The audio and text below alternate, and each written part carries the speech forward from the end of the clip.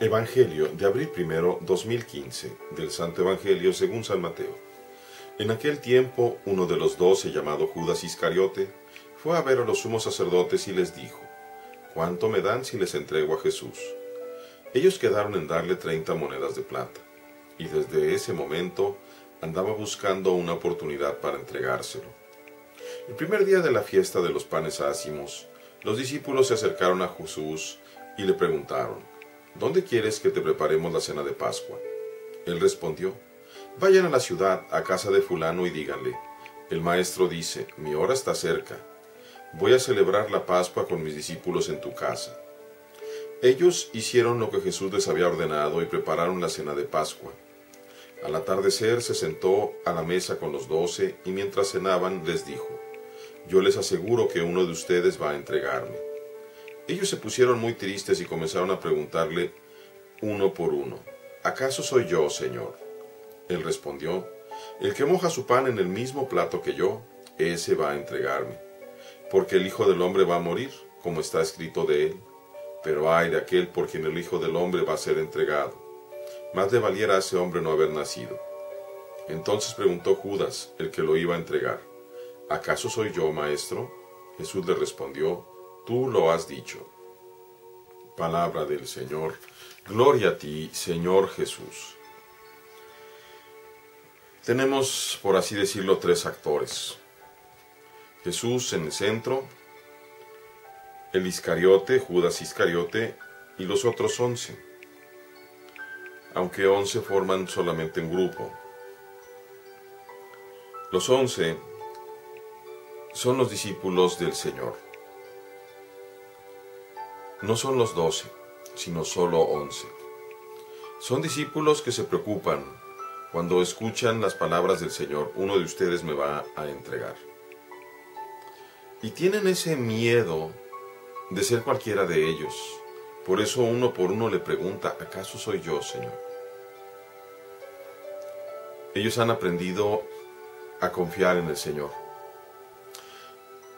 Y han logrado llegar a ese punto, aún de manera imperfecta, pero han logrado llegar al punto precisamente del Antiguo Testamento: dichoso el hombre que confía en el hombre. Dichoso el hombre que confía en Dios. Maldito el hombre que confía en el hombre. Solamente cuando nos confiamos a Dios, estamos seguros de que no vamos a fallar. Pero cuando nos confiamos a nosotros mismos, vamos a tener muchos problemas. Por eso los 11 se preocupan, se entristecen. De acuerdo al Evangelio de Mateo, entre ellos no saben quién puede ser. Sin embargo, Jesús sabe quién va a ser. El Evangelio comienza diciendo que Judas Iscariote fue a ver a los sumos sacerdotes y quedó en recibir 30 monedas de plata por entregarles a Jesús. Judas piensa, el Iscariote piensa que va a engañar a Jesús. Sin embargo, Jesús lo desenmascara. Primero, durante la cena solemne, les dice: uno de ustedes me va a entregar. Después dice las condiciones de aquel que lo va a entregar: el que moja su pan en el mismo plato que yo. No solamente un discípulo, sino un discípulo muy cercano. Un hombre que come lo mismo que come el Señor. Un hombre que tiene tanta confianza con el Señor que se atreve a mojar su pan en el plato del Señor. Podríamos encuadrar perfectamente a Judas Iscariote. Pero Judas Iscariote en realidad es la imagen de muchos otros Judas. De hombres que se han acercado tanto al Señor que mojan también su pan en el plato del Señor. Es decir, comen de donde comió el Señor. Y se pueden referir ciertamente a laicos, pero creo que en este caso se refieren de manera preponderante a aquellos que han sido marcados con el sello del Señor, ya sean diáconos, presbíteros u obispos. Presbíteros en el sentido de aquellos que usualmente llamamos padre.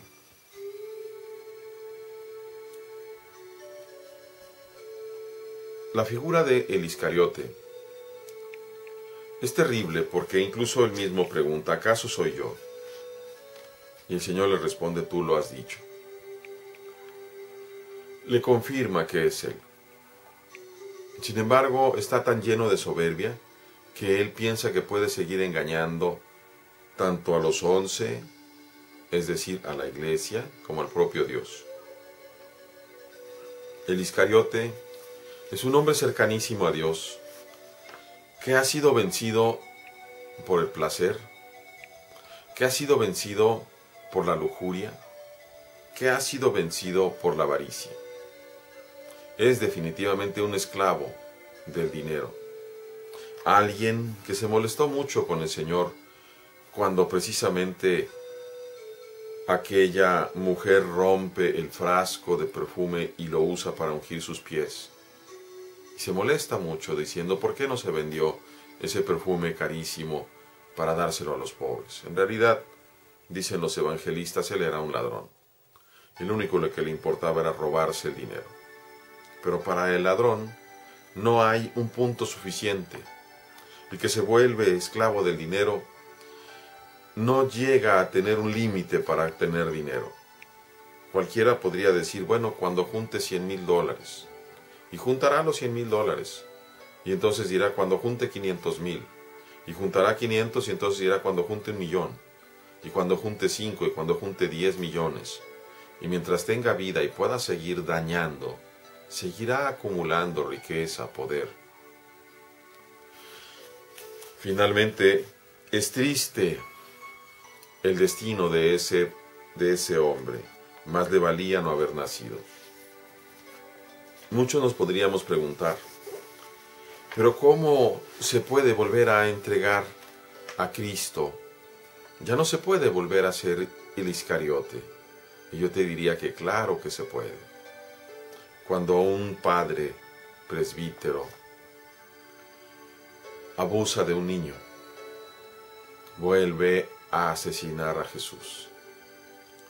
Cuando un padre presbítero se roba las limosnas del pueblo, que debían de servir para alimentar a tantas personas pobres de la misma comunidad, vuelve a asesinar a Jesús.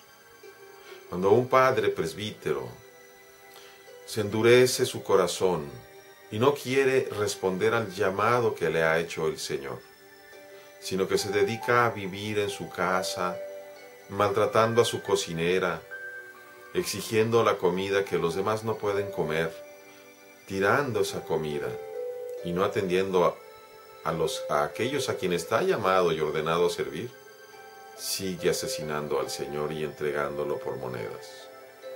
Cuando un padre sacerdote, ya sea el encargado de un templo o el vicario, se dedica a acumular el dinero y pierde el tiempo de sus días, de sus momentos, de ir a visitar a los enfermos, de ir a visitar las casas de gente a las que le hace falta su visita, por estar atendiendo negocios que le van a dejar dinero. Por ejemplo, irse a otras diócesis donde le pagan mejor porque les puedan pagar en dólares.